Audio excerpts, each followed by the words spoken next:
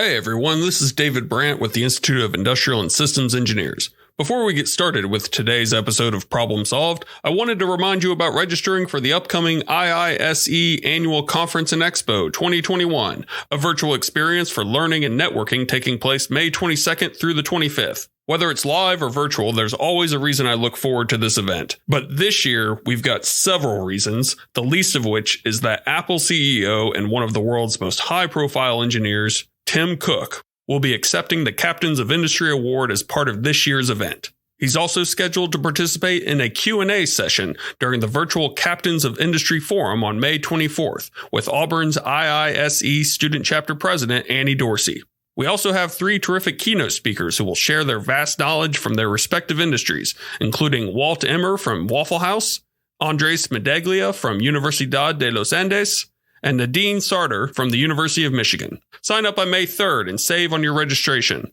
Learn more about our special guests, pre-conference workshops, and more by visiting iise.org/annual.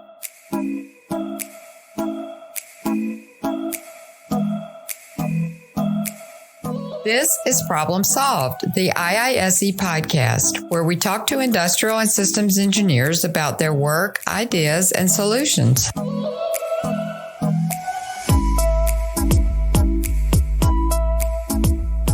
Hello and welcome to Problem Solved. I'm IISE's Keith Albertson, and today we have a topic that should be a lot of fun to anyone out there who's a sports fan and also to some of you who aren't. Our guest is Ricardo Valerdi. He is a 2020 Distinguished Outreach Professor of Systems and Industrial Engineering at the University of Arizona. He's also a regular columnist for ISE Magazine. He is the founder and chief scientist of Science of Sport, a nonprofit foundation that develops programs to promote science, technology, engineering, and mathematics education and hands-on STEM learning for students by using sports. Science of Sports is sponsored with various sports organizations and professional teams to provide camps, webinars, and other program offerings, and they managed to adjust their program to a remote environment during the pandemic to help keep kids engaged. And just as a little side note and a little inside baseball, if you will, we actually talked to Ricardo for an episode last year about this time, discussing the foundation's plans and the upcoming baseball season. And when the pandemic came along and changed all of those plans. So we decided to wait and try again now that things are getting back a little bit closer to normal. Ricardo, welcome. Glad to have you with us. And thanks for doing a take 2 after that disruptive year we've just had. Thanks, Keith. It's great to be here. Exactly a year later, I think. Thanks for having me. Yeah. Well, let's kind of start out as we did before and talk about, your background. And you had mentioned how your own love for sports kind of in a way helped inspire you toward a career as an ISE and an educator. Talk about how that link came together for you. Absolutely. I grew up playing sports, baseball, basketball, tennis. I loved everything. And at the same time, played competitively in high school and a little bit in college. Actually, my main sport was tennis.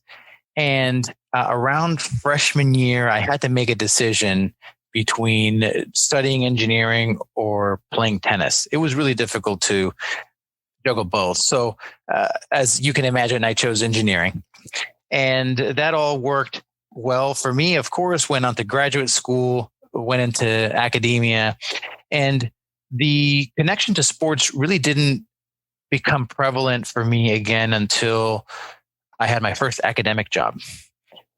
And I was living in Boston at the time, working at MIT, and somebody handed me a copy of the book Moneyball. And that particular experience, the reading of that book for me was transformational, because being such a baseball fan and living in a town like Boston and reading a book like Moneyball, which explained how statistics are used to make decisions in baseball, it opened a whole new set of doors for me. And that's really what got all of this started, is the same techniques that I was using to do research about defense systems, about technology, about how people work are the same exact techniques that people in baseball were using to analyze baseball players and teams. And so to me, it was a great analogy, a great connection. And that just got me going into what you now know as science of sport. And how did you come up with the idea to take that and apply it in lessons for young people to really help inspire them toward a STEM education? When did you begin to launch this and decide that this was a great platform to get kids involved? I met a colleague at Boston University, which is just across the river from MIT, Andy Andres. He's a biology professor there. And in the evenings, he works as a data caster or as a scorekeeper, you could say, at Fenway Park. And Andy exposed me to a bunch of baseball traditions and initiatives that were going on in the town of Boston. And one of them was a camp that he had run with middle school students at the MIT campus on the topic of the science of baseball. And I attended one of those camps and I saw the impact that something so engaging and so interactive had on these middle school students. And I asked Andy whether he had written a curriculum or written any of this down. And he said, no, it just all came from his head. He all sort of had memorized this information and hadn't really formalized it into a written curriculum.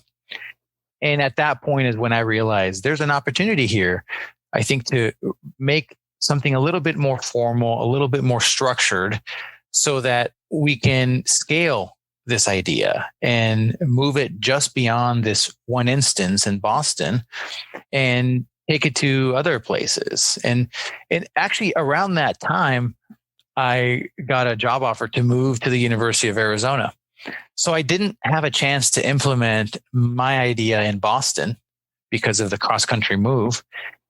And I had that desire, sort of that itch that I wanted to scratch when I got to Tucson about a year later. And that's really what primed me to start something formally here in Arizona. Tell us, and of course, it's changed a little bit during the pandemic because you've had to go remotely. But in general, what are some of the activities? What are some of the lessons that you're using? Just some examples of ways that you get kids thinking about science and engineering and math by using sports examples. Oh, I have so many. Let me start with the cross-country trip itself. Because as I told you, I was already primed to start thinking about the connection between STEM and baseball. And the moment that I accepted the position at the University of Arizona, I knew that I wanted to take a road trip across the country and visit as many ballparks as possible between the Northeast and the Southwest. So as you can imagine, as a good industrial engineer would do, I would lay out a variety of options and try to find the optimal path, right? And in industrial engineering and in mathematics, that's called the traveling salesman problem, where you try to minimize the number of miles between stops and you try to maximize the number of stops made. And so I approached it that way. And of course, it's actually quite complicated because the schedules for each home team are different. Sometimes, it's the Chicago Cubs might be at home. Sometimes they might be in another city. And it actually depends on your departure date from point A to point B. So it was actually quite more complicated optimization problem. But I tell kids this example because I show them very quickly how much mathematics there is in scheduling, not just the season, but scheduling a road trip. Mm-hmm. And then you can sort of take that beyond just the driving itself and think about how you would put together a budget to take a family of 4 to a ball game. You have to decide where to sit because the prices are different in each location in the ballpark, but also the prices are different at each ballpark altogether. You've got some of the more expensive ballparks like the Yankee Stadium and Fenway Park because of demand. There's so much demand there and not enough supply. And then you've got some more affordable ballparks in other parts of the country. So all that you start, applying very simple arithmetic to try to come up with a calculation on how much money it would take to take people, a family of four, to the ballpark.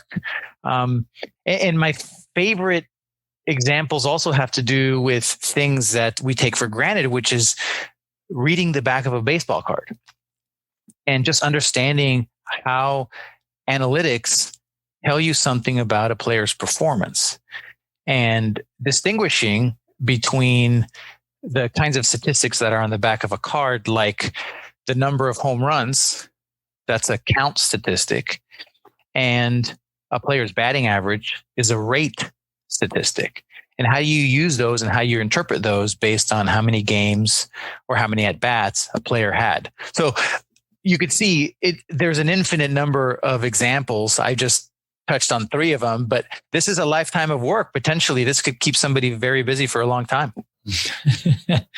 And prior to the pandemic, and we'll talk about what you've done during it, but you were able to hold a lot of in-person camps, webinars. You had a lot of sports organizations and teams involved. I know I've seen many of the examples you've had. Tell us how you got some of the sports leagues and professional teams on board with this and a lot of their community outreach programs. Precisely. When I got to Arizona, I had the opportunity to run a program at the U of A on our campus and partnered with the local middle school. And that program went very well. And somehow I got connected to the Arizona Diamondbacks. And they're up in Phoenix, about 100 miles north of us. So I got an invitation to meet with them, and they loved what was going on with our camp. They loved the idea, the engagement, the support for education. So they signed on right away, and they provided some funding to take the science of baseball program statewide. And so at that point, we pivoted to calling the program the Diamondbacks Science of Baseball. And, one thing led to another. We got the San Diego Padres, the Anaheim Angels, the Colorado Rockies, and just started working our way towards the east. And of course, the Atlanta Braves are also our partners. And to date, we have over a third of Major League Baseball using our curriculum in all sorts of different cities to impact their community and really make the connection between STEM and baseball. Obviously, in the last year, you weren't able to do in-person events for obvious reasons, but you were able to adjust and do some remote learning lessons to keep kids engaged. Certainly, every school has had to do that with kids and go to remote situation. I know I saw a story recently, your dugout chats were a way to keep kids involved. Did you get a lot of good participation still and were able to keep that interest going on a remote basis? Absolutely. Like you said, our standard delivery method was to have events at the ballpark. And it's a magical experience for some kids. They've never been to a ballpark before, or they've only been there for a game. And when we had events in the past, this was an opportunity for kids to see baseball in a completely different light. With the pandemic and having no access to these stadiums anymore, we had to pivot to virtual delivery. And there's some fatigue associated with that, especially in the late spring of last year when kids of all ages were now forced to start to learn online. The last thing you want to do is just have another Zoom call or have another situation where they have to stand in front of their computer screen and listen to somebody. Right. So we had to get really creative. And one of the things that we did was created a series of videos that are essentially explainer videos, where somebody watches a 2 or 3 minute explanation, and then they are challenged to go out and do the activity or collect some data or demonstrate their understanding of the concept. And to us, sort of that back and forth of here's some instruction, now go do it, really was the magic formula that allowed students to still engage with us in a way that had a low barrier of entry, because they could participate with household items. So maybe all they needed was some tape, a piece of paper, and a pen. And maybe that's all they needed to go and do it. Or if they didn't have anything to throw, like a baseball or a tennis ball, maybe they could just take a sock and roll it into a ball, and that would be the object that they would throw.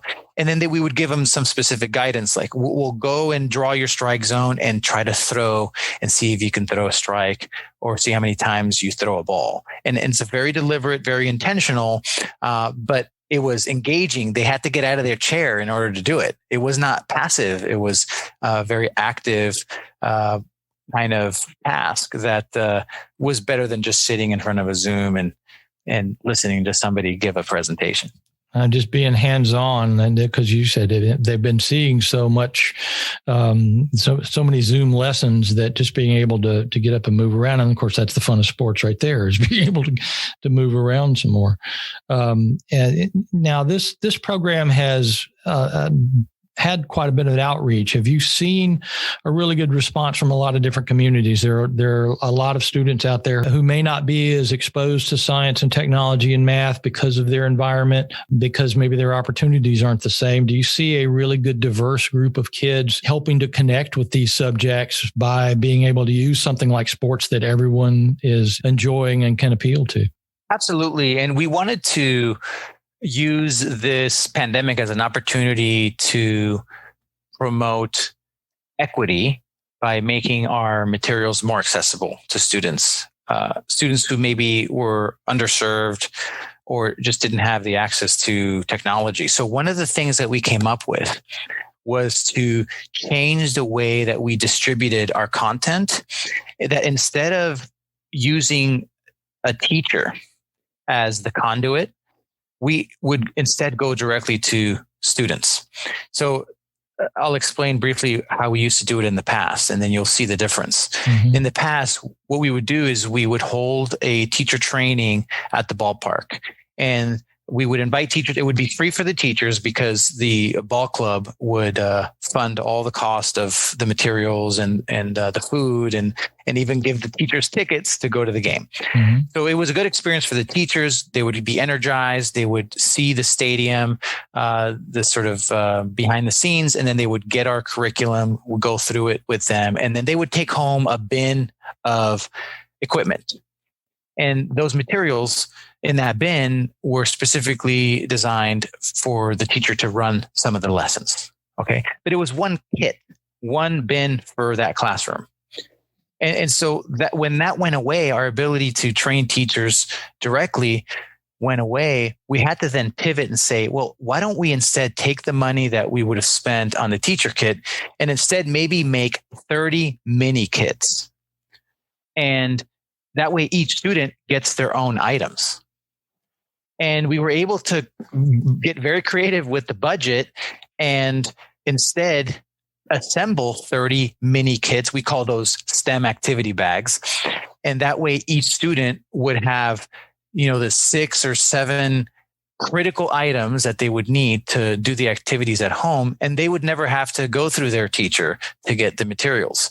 And what that also allowed us to do is to get the kids away from the computer screen, because now you have the materials at your disposal and you can do the activities yourself. You just have to follow along what the explainer video is trying to get you to do.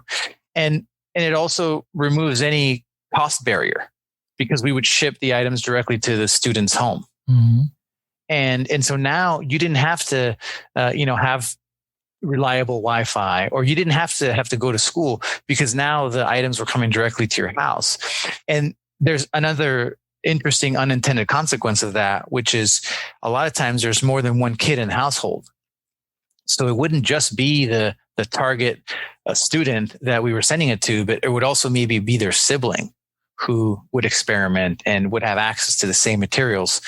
So I think we were able to actually reach more people as a result and scale the program in a way that we just never were forced to think about pre-pandemic. Well, and adjusting on the fly, being flexible. Those are IISE lessons always, and continuous improvement.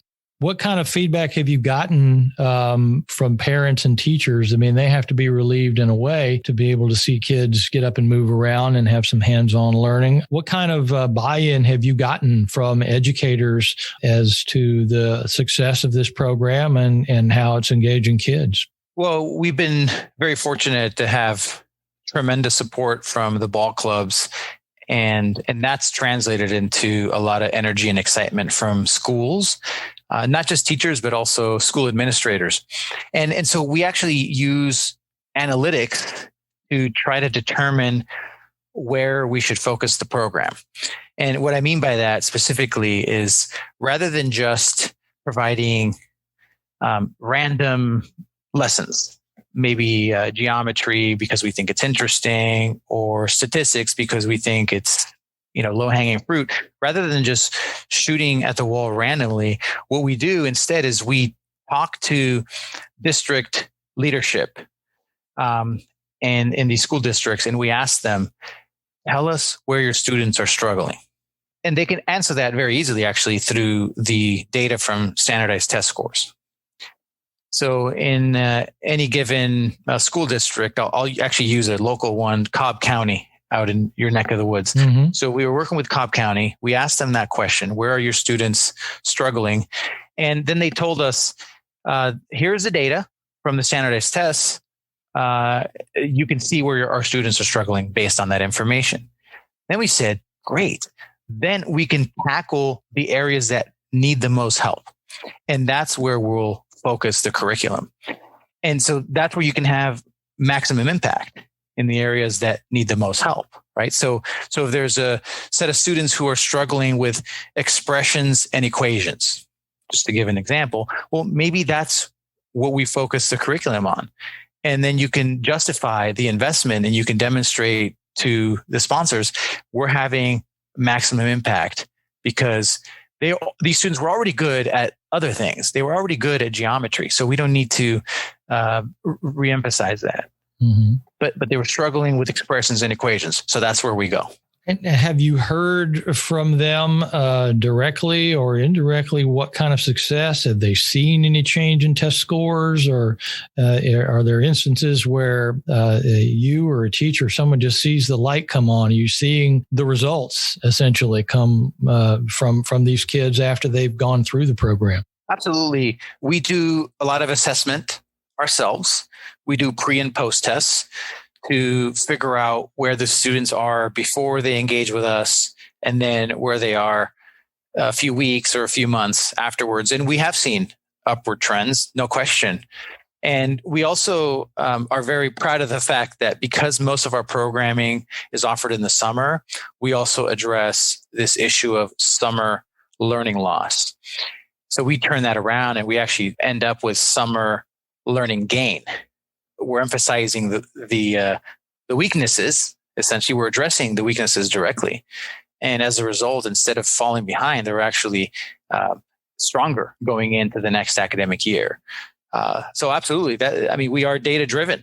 We have to eat our own dog food, so to speak, on this kind of thing. And so unless we're making informed decisions with data, we're really wouldn't be following our own philosophy. And being involved in the summer, by keeping it fun, I imagine you keep kids involved. No kid wants to sit and do homework in the middle of summer, but if they're out being able to throw balls around and do things that are sports related, that's got to keep them interested through those what normally would be non-learning months, right? Precisely. So how many people do you have on your team now? And how has the Science of Sport grown? What is sort of the staff situation? What sort of folks do you have all kind of contributing to this effort now? Yeah, so we have a staff of 5 people, Darren, Ashley, Megan, and Carly, and they're spread out all over the country. In fact, Darren and Ashley are in LA, Megan is in Phoenix, and Carly is in Chicago. So we're a virtual organization. Darren is the executive director, so he runs the day-to-day operations. He used to be with the Diamondbacks, actually.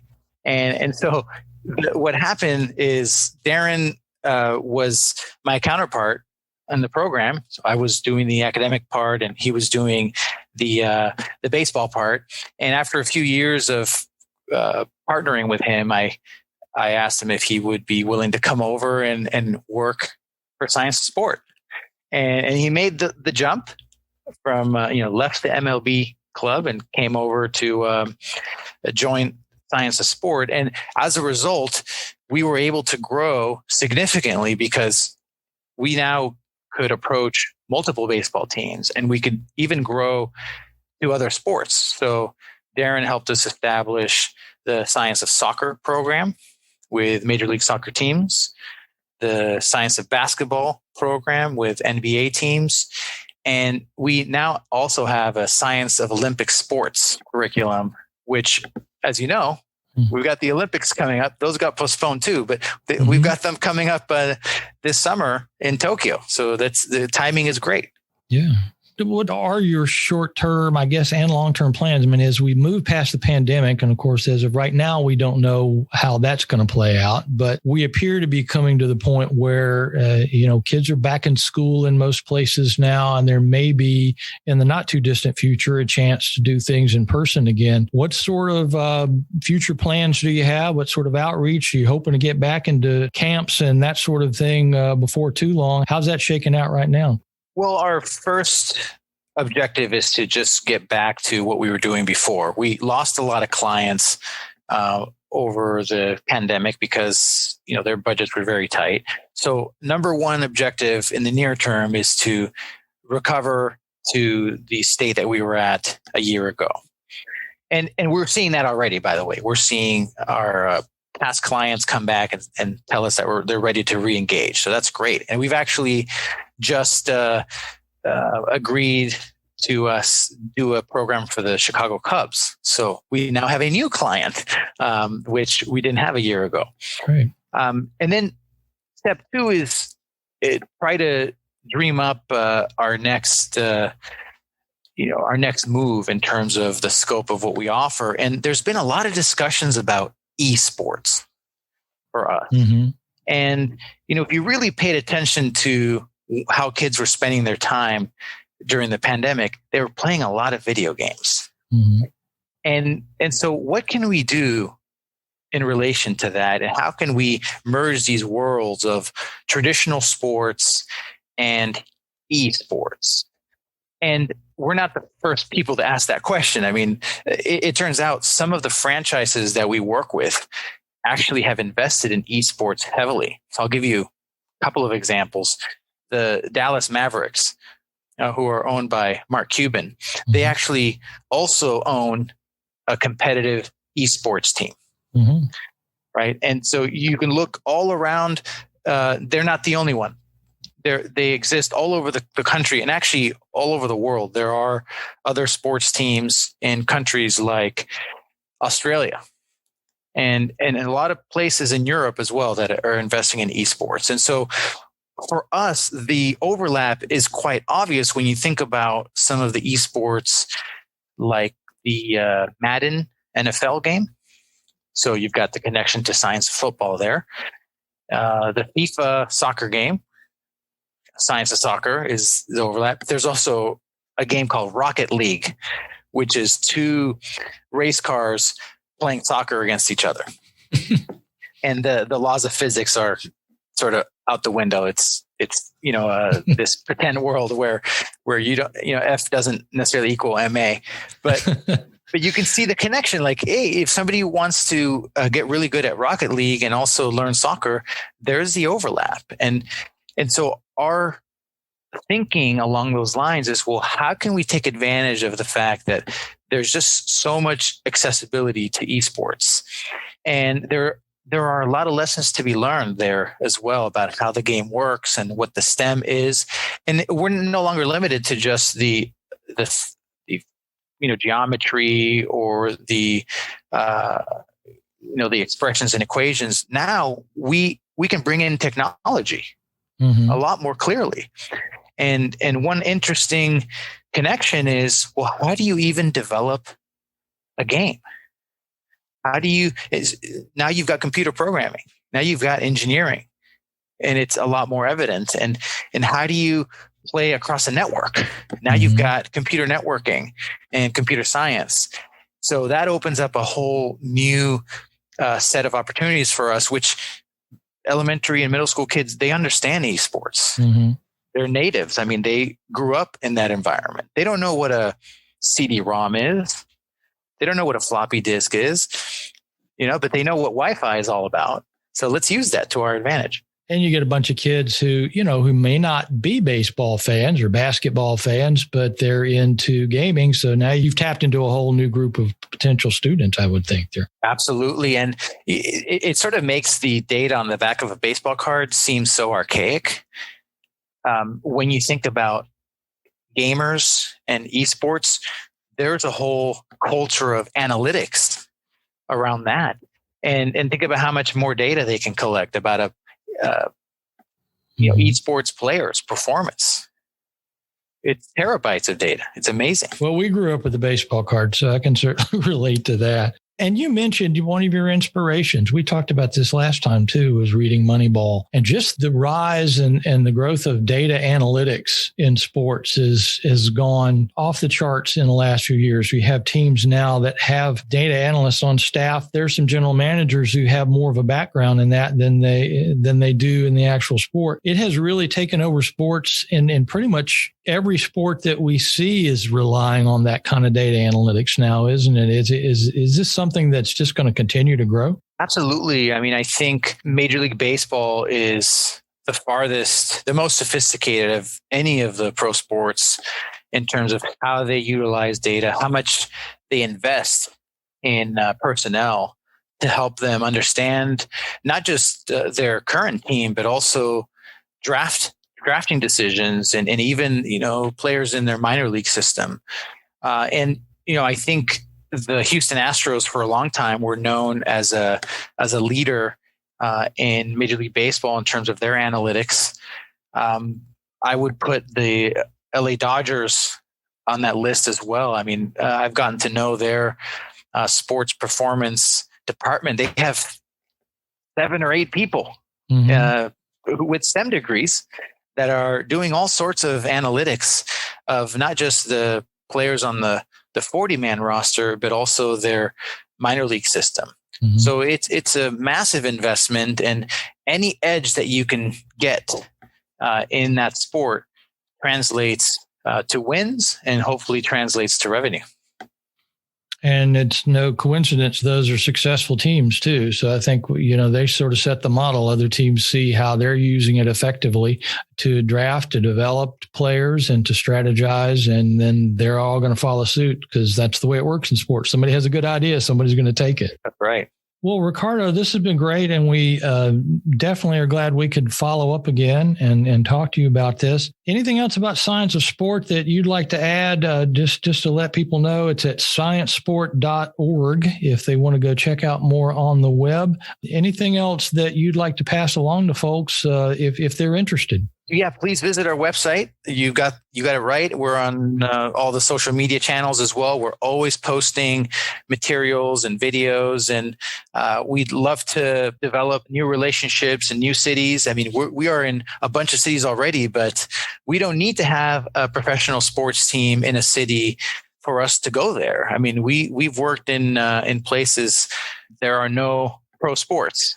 And there's still an opportunity to deploy our curriculum. So please reach out if there's an opportunity to have an impact in your community. We'd love to be there. Well, great. Well, thanks so much. It sounds like a fun program. It's something I know I would have enjoyed if it was available when I was around, and my kids as well. Good luck with it. And we hope it grows a lot more young industrial and systems engineers, as well as maybe some baseball general managers down the road. That's right. We're looking for the next Joe Girardi, who was an industrial engineer at Northwestern. Absolutely. Yeah, manager of the Phillies. Yeah, absolutely. So looking for the next Joe Girardi out there. We will find him or her, and we will teach them what they need to know so that they can be the next manager or commissioner of baseball. Well, great. Well, thanks so much again. Good luck. We're looking forward to, we hope, uninterrupted sports seasons to come, and good luck to the Diamondbacks and everyone out there as well. Thanks again for your time. Thanks, Keith.